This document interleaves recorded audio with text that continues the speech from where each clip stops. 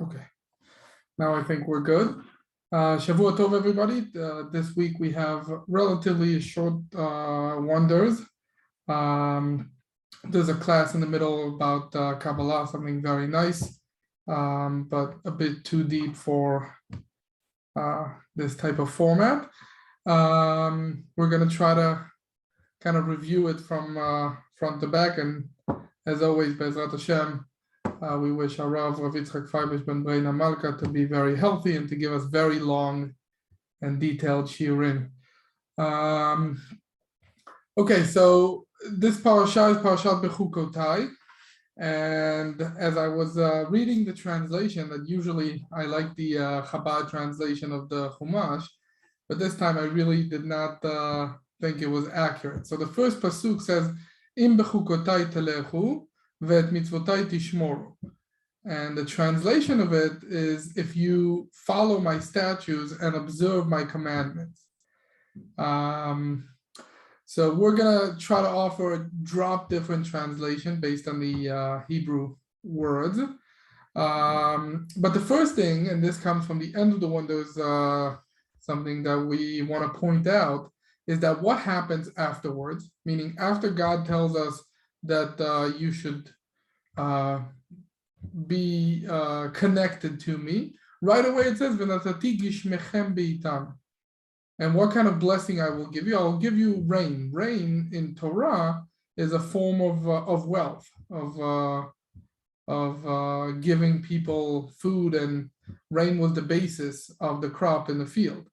So what we learn from that, and that is from the Baal Shem Tov, is that when you're approaching a Jew, the first thing that you should give him is food, is gashmi, not necessarily food. It could be help in various different ways, but the first thing that you want to give someone that you meet, someone that you're connected to, is taking care of his physical needs.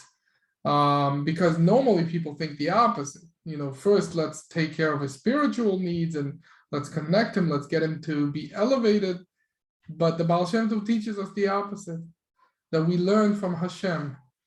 And that's something very important to take with us, that whenever you're in a new situation, in a new place, or even in a new situation as a new day, and we'll speak about it some more down in other sections, but every time you're meeting someone or dealing with someone, first thing, what does he need? What does he need? Does he need food? Does he need drink? Does he need a place to stay? Does he need support, etc.? Now, all of the Mefarshim, when the commentaries look at this pasuk, they ask a very simple question: what does it mean to be following Hashem's laws? Meaning, I understand to observe the commandments, but what does it mean to follow the laws? Or to walk with the laws, which is the translation that we like more. What does it mean? So the first main explanation that Chazal offer us is Shetiyu amelim b'Torah. That God says that you should be working very hard, amelim, to dive into Torah. You should go and all the time be connected and diving into Torah. And that's different from observing the mitzvot. Meaning you could have someone that does 100% what he's told, but that's not what Hashem is asking. And the interesting thing is that God is really asking. What does it mean, im bechukotai telechu? It doesn't say follow my statutes and commandments. It says if you, im. Im is a way of asking. Hashem is asking us. Almost you could say lahavdil, that he's begging us, that we should connect in two ways. The first way is connect through Torah, and the second way is to connect through mitzvot. And the first way and the higher way, even by the order of the way it's written, is to connect through Torah. And if we, as we've been doing in the past, if we speak about the Noam Elimelech, the Noam Elimelech says that connecting through Torah means that there could be a person that's all the way in the higher world, and he wants to stay there, and he doesn't do that. What does he do? He takes those higher level of spiritual understanding and connects it to this world. What does that create? That creates the ability to walk. What is the difference between a person and an angel? An angel is something much holier, much higher. We don't even have the ability to see angels because they're so much higher. They're connected to God's will. We know that in many, many instances we read about angels and how they do things. They're on a much higher level than people. However, there's something different between people and angels. And the difference is that a person can walk. What does walking mean? He can advance from one level to the other. An angel cannot. An angel is basically a way of Hashem to get something done. And therefore, it has one objective and he gets the objective done. He cannot improve in any way. He can't do something different. We as people are able to walk. And walking means going from one thing to another. So again, Hashem is asking us that we should be connected through Torah, and we take that connection and we connect it to this world. So we take the higher level of understanding that Torah has, and we connect it to the lower level of the way we understand it in simple day-to-day life and day-to-day activities. Now, what does this do? There's a very famous pasuk that we try to read every day that says, "Kol hashoneh halachot bechol yom, muvtach lo shu ben olam haba." That when someone is saying halachot simply could mean Torah laws, but he says Torah laws every day, he's going to go, he's promised to be in the world to come. Now, what do we learn from this? So there's a lot of things to learn from it, but the simple thing, first, let's understand the world, the words. The world to come means that there's always something coming, meaning what you gain by reading and reciting and connecting to Torah laws is to be able to go from one place to the next. And how do we call that? We call that mitzvah goreret mitzvah. That when you do one mitzvah, you take with you, or you tow is the simple translation. You connect to you the next mitzvah, meaning you have the ability to go from one place to the other, from one connection to the other. It's in a way like building something, where every time you do a mitzvah, you build another step to be able to walk higher and higher. It's like building a ladder, one step to the other. So again, we're looking at the laws of Torah. A person can look at the laws of Torah and be very, very frustrated from them. Why? Because they confine him. They put him in a place that, you're not allowed to do this and you're not allowed to do that, and he feels very confined. But when we look at the laws of Torah as the ability to walk, then it's the opposite. It's like when you're trying to get water from one place to the other. You confine it, you make a certain route for it.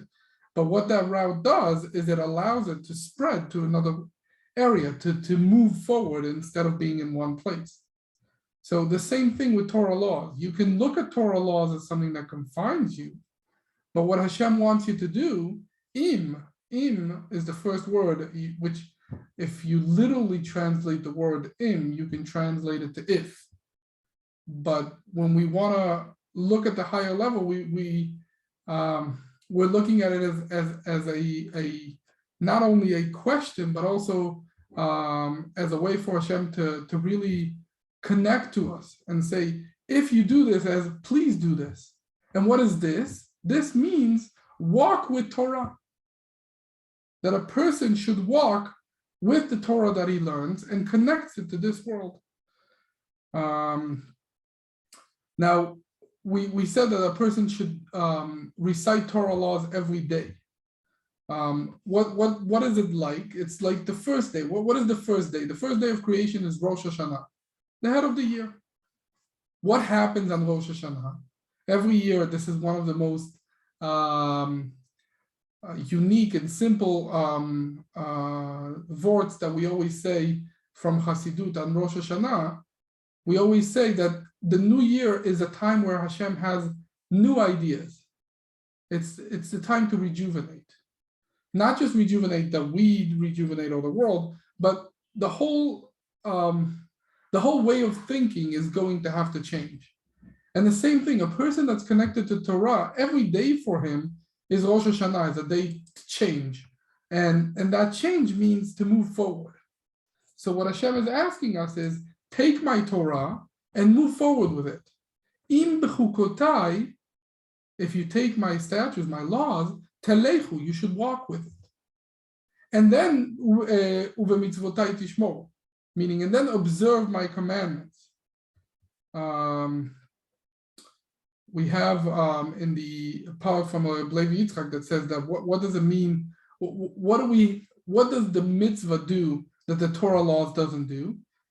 So as we said before, that the mitzvah allows you to take a step forward, meaning if a person would only be a spiritual person that learns Torah, and if Torah wasn't something that was connected to our day-to-day, we wouldn't be able to take the steps forward. We would only be intellectuals. The ability to take what we have and move forward with it is keeping of the mitzvot. A Jew that keeps mitzvot is able to take another step forward. So let's stop for a second with the thought process and tell a story, the story of this week's wonders. Every week in the wonders, there's a story that Rabbi Ginsburg explains. The story is of Rabbi Menachem Mendel Miriminov and his wife. When they got married, as was the minhag back then, was that the wife's father supported his new chassan. They got married and they stayed by their in-laws to be supported. However, when he saw how his new chassan is behaving, and that Rabbi Menachem Mendel was very unique, as we see in his later days, he was very upset with him, and he wanted his daughter to divorce him. And she was very committed, and she said, "There's no way we're doing that." So he said, "Okay, then get out." And they left, and they were in a very tight place. And every time she would do some sewing and put things together to try to support the family, and he would learn, and she would be able to sell some of the things that she made and bring him some food. However, at some point, there were no buyers, and she was stuck with without being able to sell the things that she sewed. So she couldn't give him food, and it was a day and 2 days, and it was on the third day it was too much. So she walked over to the store and asked the baker if he could loan her some bread. And back then it wasn't so easy to get loans, and he told her no. And she was very disappointed. And he said, "Wait, I have a solution for you. If you sell me your Olam Haba, if you sell me your Gan Eden, then fine, I'll give you bread." And she wasn't thinking of doing that, but then she remembered that her husband is hungry, and she was very committed. So she said, "Okay." She told him, "You have my world to come. You have the next world. I need food now." And she took the food that she had and that he gave her, and went over to her husband and gave him the food, and he was eating. And then she stuck around, and he said, "What's bothering you?" And she said, "I was working very hard all my life to get Gan Eden, and unfortunately I lost it." He said, "Why?" And she explained that the baker was not willing to give her any bread. So he was only willing if she sold it to him. And he said that what happened was that I was so hungry that I was about to die. I was about to pass away. And the fact that you brought me food gave me life. And we know that if anyone that saves a Jew's life has a whole world. And every Jew is a world. I mean, obviously, if you think about his children and great-grandchildren, etc. So it's a world. And so you got yourself a new world. What do you need the old one for? And I'm sure she was very happy with this way of looking at it. But I think this very much connects to what we're trying to say. That if you want to connect to the old way, the old world that you have, if you want to build on something, then you confine yourself. People that want to look at things in a poor way, they always seem to think that if I have something, I must keep it. However, rich people, and we spoke about it a little bit, ezu ashir, who's wealthy, hasameach bechelko, that he's happy in what he has, and what does he do with it? He invests it. He takes what he has and he puts it out he takes the risk to put it out there in order to be able to grow it. So what Hashem is asking is that you should take my Torah and take it to the next level in order to grow it. Rav Ginsburg has a part where he speaks about the Lubavitch Rebbe's brother, who was very much into science. And what he explains is that many scientists, people that are very much into today's science and knowledge, are very scared of mixing science and Torah. Why is that? What are they scared of? They're scared of making it a joke. What they really have, and we spoke about yirah, sensitivity, is to not connect. Because when you connect these two, you can chas v'shalom damage Torah.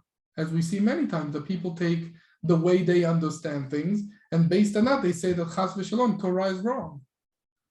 So if you want to protect Torah, then what you do is you disconnect the current knowledge and science from it. Because this way you make sure that to keep everything protected. But what we see here is in Bechukotai telechu, that if you want to walk with Torah, if you want to connect Torah, if you want to elevate the world and together with that elevate also the learning of Torah that we have, then you need to not act with fear and awe, but rather the other side, with ahava, with love for things, love for Torah and love for the world. And therefore, you try to connect them. And what happens when there's a good connection? Right afterwards, it says, "V'natati gishmechem beitam," that God promises that if you walk with Torah and you observe the mitzvot, you will be wealthy. Wealthy by way of rain. Rain represents wealth in Torah. So if you do these things, if you walk with Torah and you connect Torah, then that love between Torah and the world allows you to be elevated to the next level. Now, also, Rav Ginsburg spoke about Rabbi Meir. We know that Rabbi Meir was the Yortzeit, his passing was last week with Pesach Katan, and that we have a Masoret that's the time where Rabbi Meir passed away. And he's very, very unique in that sense, that he according to some Perushim, he was a ger, he was actually a convert. Reb Meir converted. Some say that he's a Ben Gerim, he's the son of converts, but the explanation that Reb Ginsburg pointed to was that he was actually a convert. And what did he try to do? Something very interesting about Reb Meir, that it says that his friends, his colleagues, did not understand him. They didn't understand what he was trying to do. And what Ginsburg says is that what he was trying to do is to connect science and this world to Torah. And how was he trying to do that? We know about his Rav. who was the Rav of Reb Meir, who taught him. So who taught him is who we call Acher, the other. Who is this Acher? Acher is Elisha ben Avuya. He's a Rav that the Mishnah teaches us that he was walking around with books of science of those days, which were completely against Torah. And he, at some point, he saw something that made him lose it and become completely unconnected to Torah. He left the way of Torah and the way of mitzvot, and everyone stepped away from him except Rabbi Meir. Rabbi Meir connected to him in order to take the good that he had, and not only that, after he passed away, Rabbi Meir also worked very hard to connect him to the world to come. As we spoke about, that the world to come is the ability to go to the next level, to the next step, to not be stuck in where you are. So Rabbi Meir is a good example of a tzaddik that tried to connect, and obviously he succeeded in connecting Torah and science and to be able to make a tikkun in that level.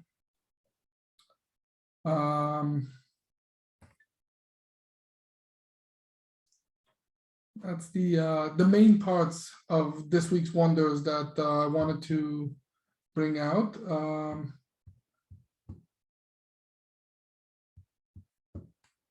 We'll say one more thing.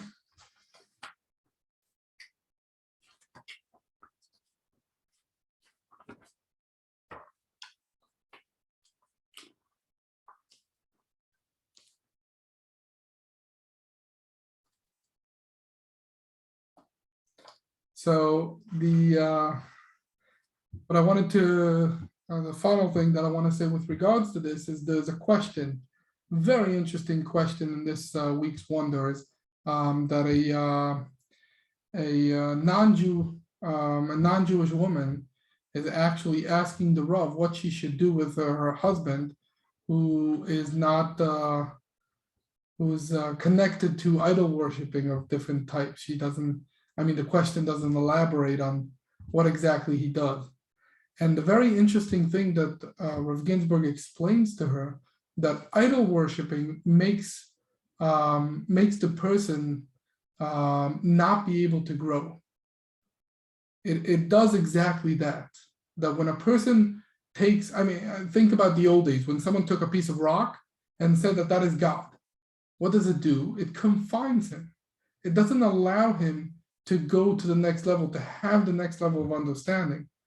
In general, we can see that humanity, whenever it held some of these really idol-worshiping, terrible beliefs, it became like there was no progress.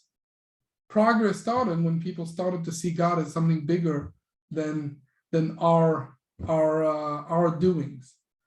And Rav Ginsburg explains that is something that we should try to explain to people, is that if you want to grow, you cannot hold by these idols. You gotta hold by Torah. And this, again, has to do with everything that we're trying to say here, that growth has to do with Torah. That if a person wants to grow, every aspect of it has to be connected to Torah. And when you don't, you seem to be growing, but you're staying in the same circle. So that's a very interesting answer that Rav Ginsburg answered this person. If there's any questions, we'll try to answer. If not, we'll end a little bit early this week. You can have kind of chat.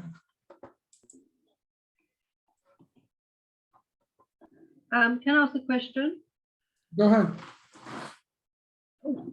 Science doesn't hurt us, but what does it add? Is it like joining the shoma to the body? Like, why do we need it? So again, what's the question? What is? You said science doesn't hurt us. Hurt Torah. What doesn't hurt us? What's the word? Science. Again, what is that word? Science. Oh, science. Perfect. Yeah, science doesn't hurt us. Go ahead. But what does it add? Is it like Whoa, the very good question. What does science like the body and the shoma? Is that the question? Is it like the body and the neshama? Like what is it? Why do we need external knowledge? To an extent, but that's a very good question. What Rav Ginsburg teaches is that the connection between science and this world and Torah allows both of them to be elevated. We are able to see, to elevate science is easy to understand, that science on its own doesn't lead to a happy place. We can all see in general, people that are connected to science have a very hard time connecting it in all ways of life, and they many times get stuck. But let's talk within Torah. The ability to understand Torah well, the more you're able to connect it to science, the more you're able to understand deeper levels in Torah. Meaning science actually brings out the beauty of Torah. This Rav Ginsburg teaches us, and as we get closer to Mashiach's time, we would be able to, as we always explain, that Mashiach rides on a donkey. Donkey is this world, but it could also be science. It's the way you're able to explain things much better when you explain them within the science that we understand.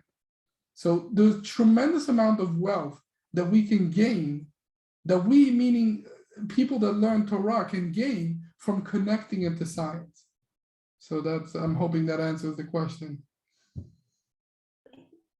By science, do you literally just mean the technical scientific things, or does that also include secular knowledge like psychology? All of it. Obviously, within science, many times there are things that are not true or not right. But yes, science could also mean psychology. Also means it doesn't. Obviously, the basis of science, and this Rav Ginsburg speaks about, the basis of science is math. That is the main wisdom of science starts from math, and that is the main thing that we want to try to fix. But yeah, science also goes to psychology and to all the other aspects that are taught today in any university. So we should be looking at all that knowledge and then clarifying it. We shouldn't just ignore that Absolutely. Absolutely. How and when, etc. That's already some huge subject that Rav Ginsburg speaks about tremendously. There were really big books came out about a year or two ago about science and Torah, and endless amount that could be written when and how and if. But yes, as a concept, we should try to connect science and Torah, as it says, Bechukotai telechu, that you should walk my laws. That means that the laws of Torah should be walked on in this world, that when two people speak in this world, they should be able to use Torah words for even the simplest things and have it connected to it.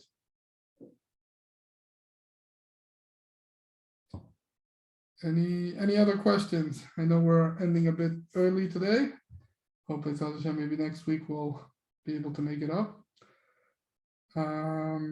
Okay, everyone should have a really good week, a week where we walk together to something better. A Jew is a person that always tries to advance, and we should do that with Torah. So Shavua Tov, everybody.